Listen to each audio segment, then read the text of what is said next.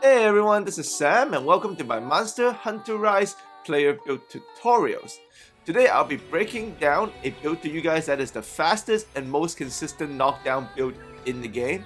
With this in hand, I guarantee you can knock down monsters non-stop as you see me do in this sequence.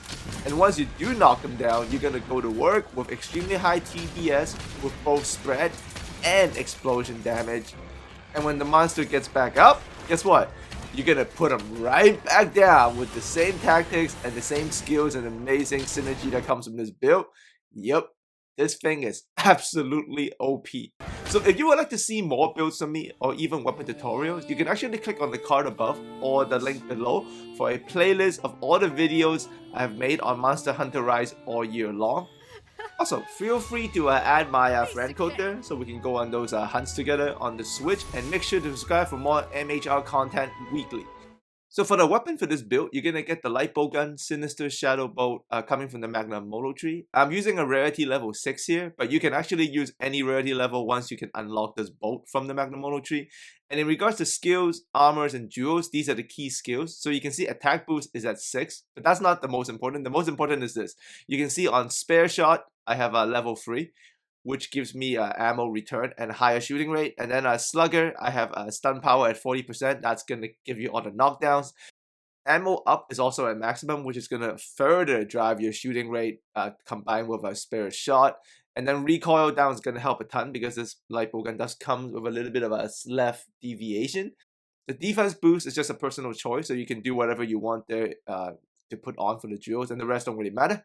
And for the armor pieces and the jewel slots, you can see the armor pieces are on the left there, and the jewel slots you get 6 level 1, 3 level 2s, and 3 level 3s.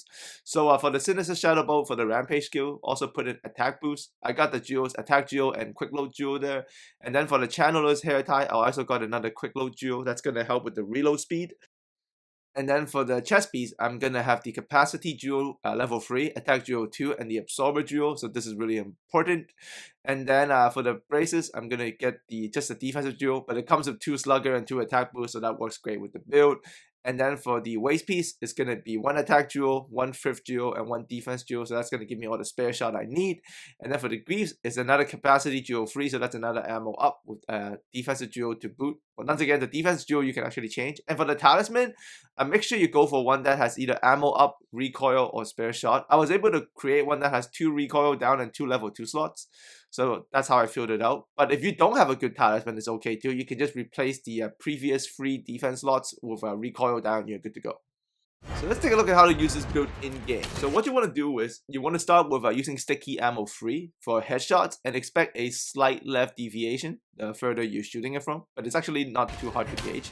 And then once you put enough sticky onto the monster, usually it takes 2 for the first knockdown and then 4 to 6 after. Once the monster goes down, you can see the animation, and then you want to switch to spread ammo as the monster goes down. Plant a wyvern blast right on their head or their weak spot. Plant only 1, alright? Just 1. And then once you plant it, you want to get off 5 to 6 spread ammo shots. And when you get off 5 to 6 shots, make sure you count it in your head. Switch back to sticky ammo 3. And then you're going to plant the stickies back onto the monster head before it gets up, right? But because the sticky has a countdown, once the monster gets up, they haven't exploded, which sets you up for the next KO because they will explode. And once they explode like that again, 4 to 6 will be enough to get the second knockdown. That's why there's so many easy back-to-back KOs with this. You can see I knocked the monster down there again, so I put the wyvern blast down, go to my spread ammo, count in your head 5 to 6 shots. Don't look at the bar because you have spare shots. It's not accurate, so count it out in your head. And then once you get to 5 to 6, switch back to sticky ammo like I do there, and then just shoot as many headshots as you can with the sticky ammo before the monster gets up. And you can see I was able to plant 4 on him before he attacks again, so then now when he's up, he goes right back down. And an ammo refill is absolute key for this build because you can see I'm using a lot of stickies and spread. And as I run out of stickies, I need to refill them. Otherwise, I'm going to run out and have nothing to shoot, right? So a smart radio setup is key. I'll show you guys how to do this later. I'll break it down in detail. But you can see I set it up there, so I refill.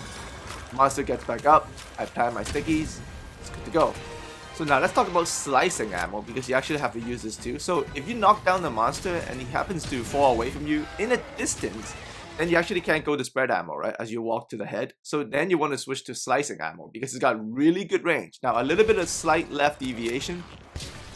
The damage is actually almost just as good as spread. So same thing, get 5 of 6 slicing shots off, and then switch back to your sticky, and plant the headshots, and then wait for it to explode to lead to the second knockdown. So the skill gap with this build really, because it is incredibly effective, but you need good shot accuracy and ammo pacing and crafting speed. So like refill when you need to. Once you get that down, this cycle, this same, you know, sticky into spread or slicing back to sticky, and with the Wyvern Blast and also doing your fanning maneuver for power boost, it's good enough for any monster. Like you can use the same sequence of attack and the same game plan against any monster in this game, because you're just chasing for headshots, knock them down, and then you go into town when they go down, and then you can knock them right back down, right? So once you get this down, it's gonna be extremely effective. Initially, I would suggest go for a monster that is to practice with this, right? Like go for a monster with a huge head, like Rathalos or Rathian or like an Anajiv. Like that would be good. Like Chameleos here is a little bit tough because his head is kind of like high up. But any monster with a head that's like low to the ground, or like a monster that just has a huge head, it's gonna be extremely easy. And in my experience, this is the best build you can bring to a multiplayer hunt because of all the knockdowns that you do. Like I kill monsters crazy fast in group hunts because of this. So here's the radio manual setup. Sticky ammo free up top, and then going to the right, you got the slicing ammo, spread ammo 1, and then spread ammo free, and to the bottom, sticky ammo 1.